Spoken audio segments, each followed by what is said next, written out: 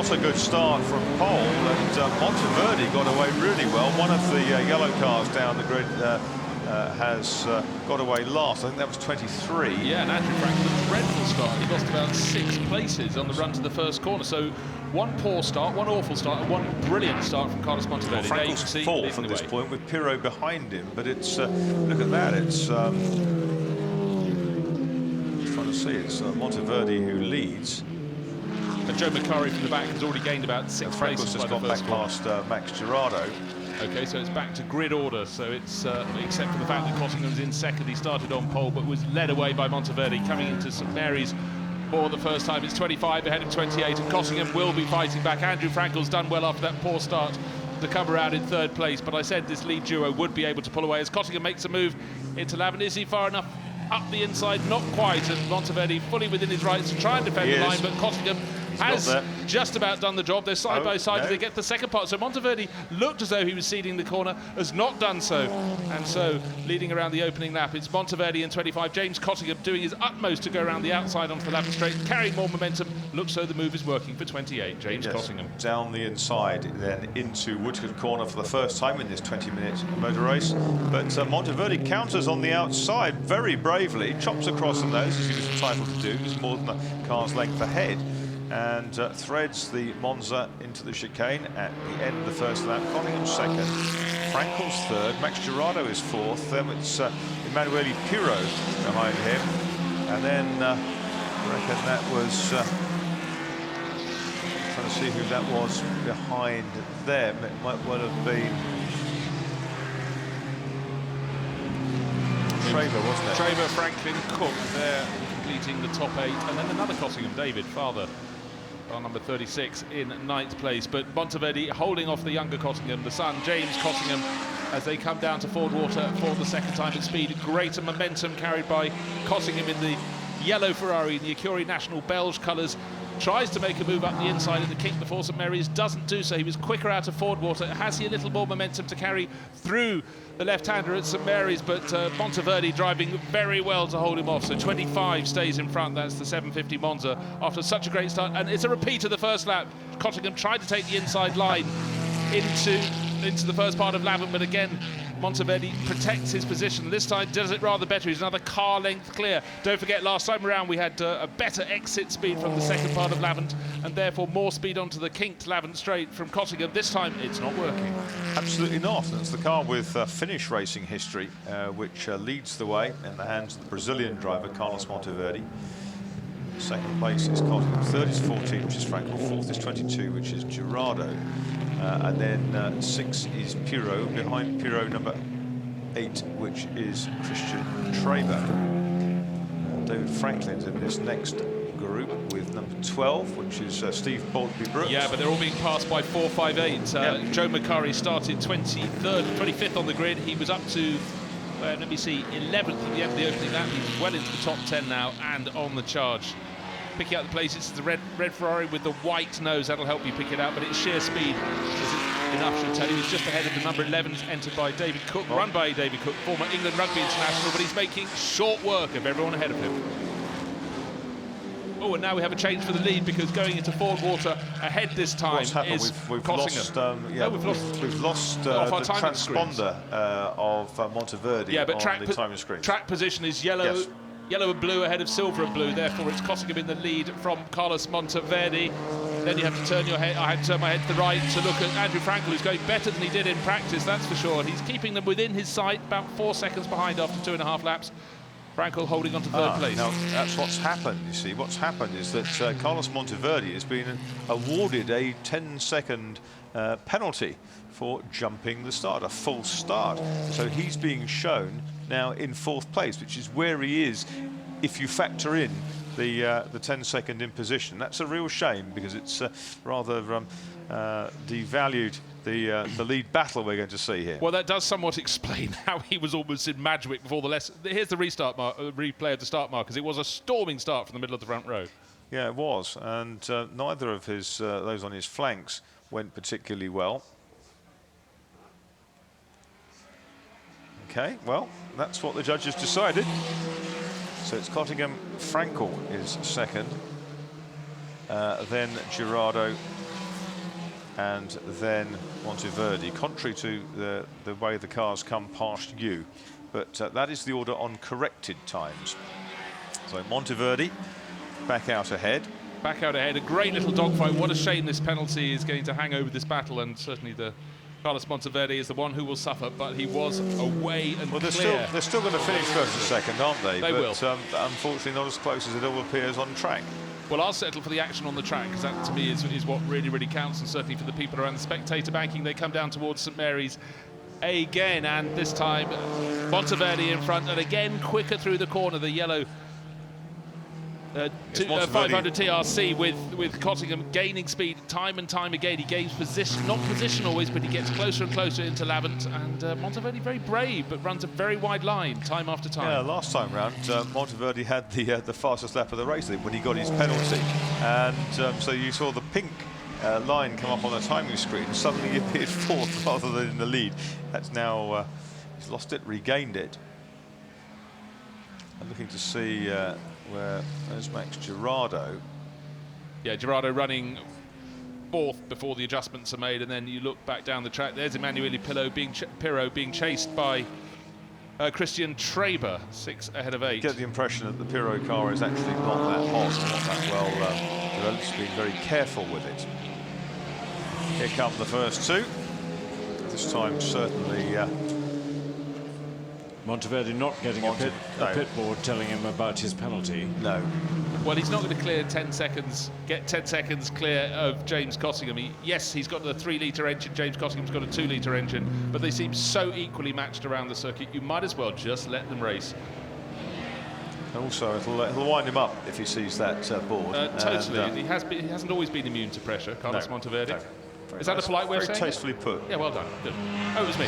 Emanuele Pirro, great little battle there with Christian Traber, 6 and 8, fighting over 5th place. Then you look back at who's coming up. It's 4-5-8. It's Joe Macari from the back of the grid, and he's dropped very easily those behind him. David Franklin, Boltby Brooks, and David Cook, he's who are having a great little battle. quicker than the two ahead, isn't he? Traber and Pirro.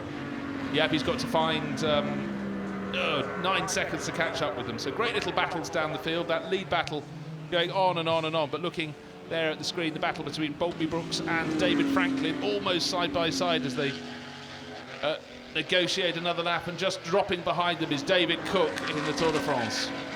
Monteverdi in 3rd place now, 3 seconds behind Frankel. Should make it back into 2nd place.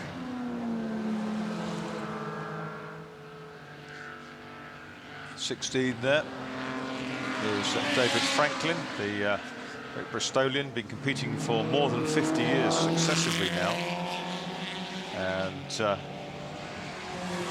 he's battling with David Cook, wasn't he? I think he was in there as well. Yeah, the Tour de France is together. Boltby Brooks coming up as well. Yeah, Boltby Brooks in one of the, and David Cook in the other. Joe Macari. Monteverdi has another fastest lap, a 36. Well, Girardo's got to watch out, because getting very, very close to him is 4.53.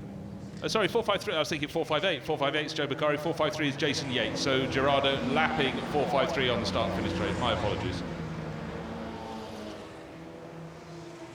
Max Girardo, the racing auctioneer, listed in 4th place at the moment. He's 8 or so seconds behind Andrew Frankel, running in a race on his own, but there we are, your chance to admire the lines of the 250 GT Tour de France.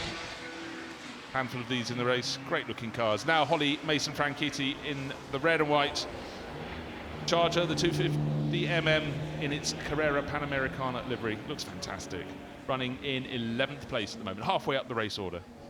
Yeah, Monteverdi next time round will retake on corrected times the 2nd place.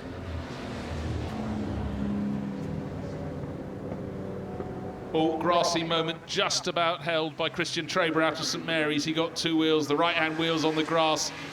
It started to snap away, and I think he's picked it up. I can't see around the corner, but with no wave yellow flags. Now, Carlos Monteverdi's got his clock down here. I wonder whether he has been shown now the Yes, maybe he was hanging back just to enjoy the battle, because he seemed to have the measure of James crossing over the past 2 or 3 laps, but suddenly, new fastest lap of the race to Monteverde, 1 minute 35.8. Against Cossingham's 37.7, so nearly 2 seconds faster on that lap alone. That explains the gap. And Monteverde did a 1:35.7 in qualifying, 1:35.3 to Cottingham, annexed pole.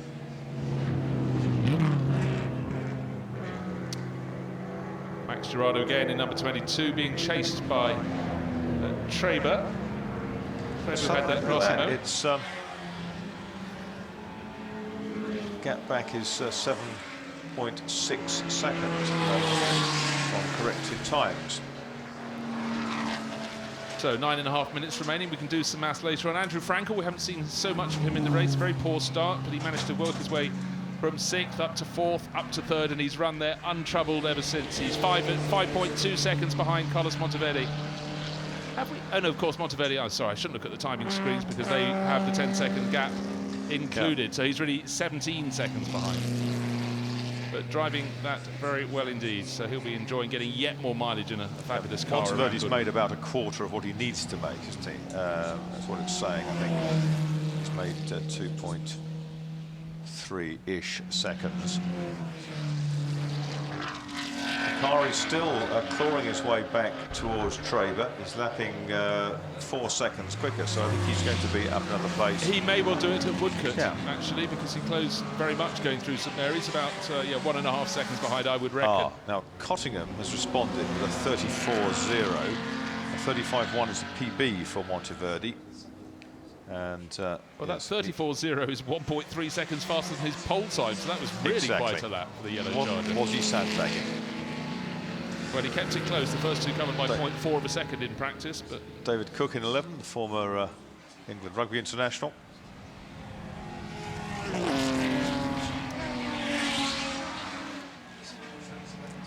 It's Franklin, Boltby, Brooks and Cook. That's trio. Yeah, they've been close together for really since the start of the race. 8th, 9th and 10th in the race. Track position, though, we'll still talk about Monteverde leading the race on the circuit. Yes, he's got a 10-second penalty. He was clearing away from James Cottingham, but Cottingham coming right back at him. There's Pirot lapping well clear. And there in the background is the answer to your question. How much is Macari closing in? He's got past Traber, and now he's heading off in 4.58 after Emanuele Pirot. He's into the top 6 and a personal best of 1:40.48. Joe Macari yesterday only managed 1 lap, didn't even complete a flying lap in qualifying for the car. Trickled back into the pits. It's rather smokily. Yeah, but Macari, having passed Traber, is not pulling away. Traber attacking as they go. There's Emanuele Pirot, who is the target for Macari, but I don't think Macari's going to do this. Traber's a serious racer. He's been on the podium in the Monaco historic races in various cars, including a 1 litre Formula 3. He doesn't drive single-seaters very often. Well, up the road is Pirot, isn't it? Yeah, up the road was Pirot. I didn't think they were going to catch him, but now, in the latter half of the lap, Macari has managed to drop Christian Traber. Now he can concentrate on gunning for 6th place, 5th place overall, held by Emanuele Pirot. Cottingham's in the 33s now. And yes, he's decided that he's going to pull away. Well, he's probably 3 car lengths behind behind Monteverde as they go. And he's drawn Monteverde down into the 34s, which is a good effort. Frankel's in the 39s. He's in 3rd place. He's a long way back, but well clear of Max Girardo. Behind Girardo is the car of 5-time Le Mans winner Emanuele Pirot, number 6. There he is on your screen.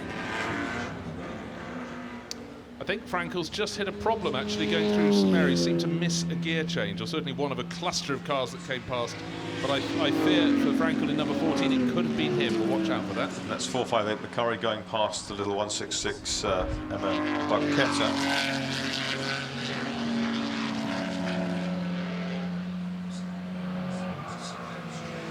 So Joe Macari lapping in the 1 minute 43s. Well, that was a slower lap. Must have been traffic that slowed him there because the fastest cars on the track, 1 minute 33s. So Macari Macari still chasing off after Emanuele Pirro in number 6. Here's that lead battle. The car in front has got a 10-second penalty to factor in, but the real point here is James Cottingham wants to win on the track as well as on the sort of final times in this race. So Carlos Monteverde with that 10-second penalty still to be applied, leading the race in the silver 25. But right in behind them as they come down from Ford Water is James Cottingham. He's been close before, but he really wants to put it in front. That's Frankel. I was right, it was Frankel's slowing, fallen. and he's parked. Yes, I can hear one of the cars with the drivers scrabbling to get a gear, and there is Andrew on the left of the screen. Green overalls just ran out of gears. This is it, coming into St Mary's, well picked up by the cameraman opposite me. And this is the point where, oh yes, you can see he's driving in neutral.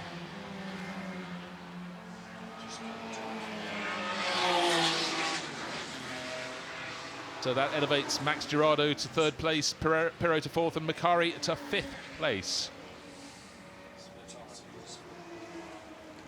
And with what, 4 1/4 minutes to go, is there any prospect? Pirro just having done his best at 41. Oh, and that's Monteverde spinning. Monteverde spun off down at Woodcote corner. He's trying to find a gear. Don't spin it again. Oh, he's back on the track.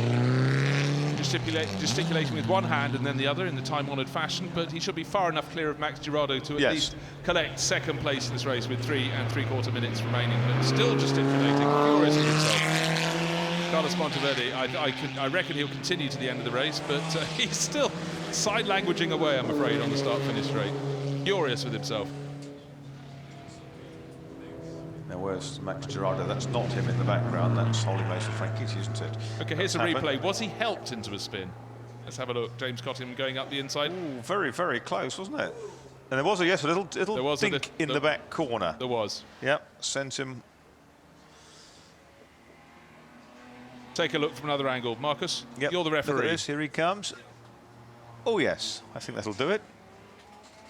But you could see the wheel coming out of Monteverde's hands. He did really well to hold on as long as he did, but didn't hit anything solid, which was good. But you can see a little telltale nudge in the back. Well, he's just come past me, so he's still going, but a lot of time lost there. And I'm afraid he won't be too happy with that at all. Well, no need to touch down there. But in the past, occasionally, we've seen discussions after things like that here at Goodwood. No need, though. They'd had a great battle up to that point. What a shame they had to touch. And so James Cottingham well clear in the race. 25 seconds clear. Well, effectively 15 seconds clear plus the 10-second penalty. Pirro's not going to catch Girardo, is he? But Macari is going to catch Pirro. Absolutely so. Just trying to see where they are on the circuit. Looking out for number 6. James Cottingham continued untroubled at the lead of the race. And coming into St Mary's is Emanuele Pirro in number 6, and probably about a second and a half behind, giving chase but never looking actually terribly fast, is Joe Macari, but clearly down the straights he really manages to get roaring along.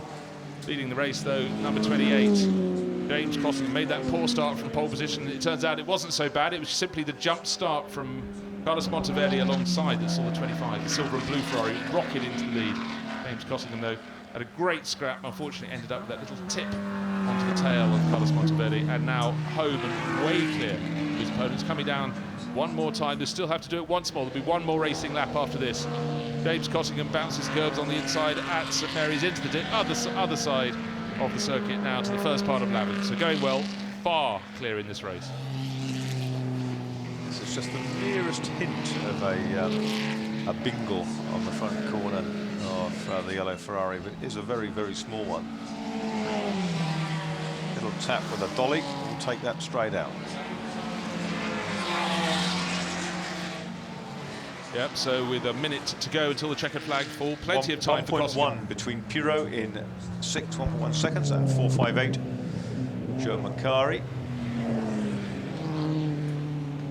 Should be called Giuseppe Macari, shouldn't it? For purposes of this race. Well, here's the battle for 4th place. Emanuele Pirro in number 6 being chased by 4.58 with a big white flash up its nose and that very tall roll hoop, and Macari closing in. But this is going towards the final lap of the race. The checkered flag, John. I think they might get one more after this. No, I think they're on to their final lap now.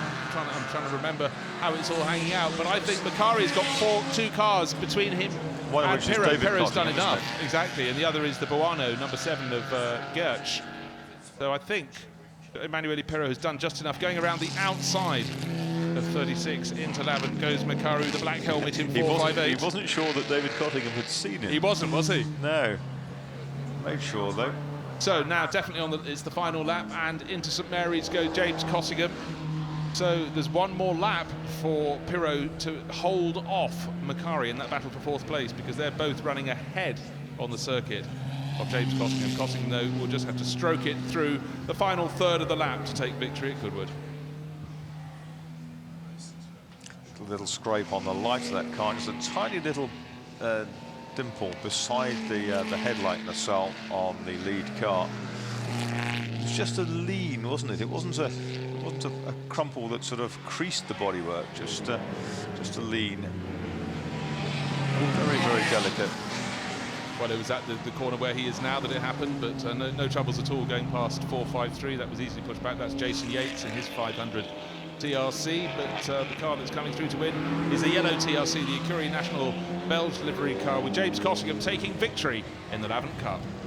Yep, and the man who started on pole position, James Cottingham from DK Engineering, beside the M25 there, to the northwest of London, Rickmansworth way. He's come through to win it. There is Carlos Monteverdi in 2nd place. Well, Gerardo should be safe in 3rd, and Pirro is definitely safe in 4th place. Macari lost a lot of ground in traffic and went from 1.1 seconds behind him last time around to 3.9, and I think it's going to be even greater by the time they get to the checkered flag. Okay, so we've got 2 homes so far. We're waiting for 22, which is Max Gerardo. Here comes Gerardo. He's in the back of this picture behind the red and white car of Ollie Mason Franchitti. There is Max Gerardo then coming home. Waves to his pals in the grandstand. He's up into 3rd place.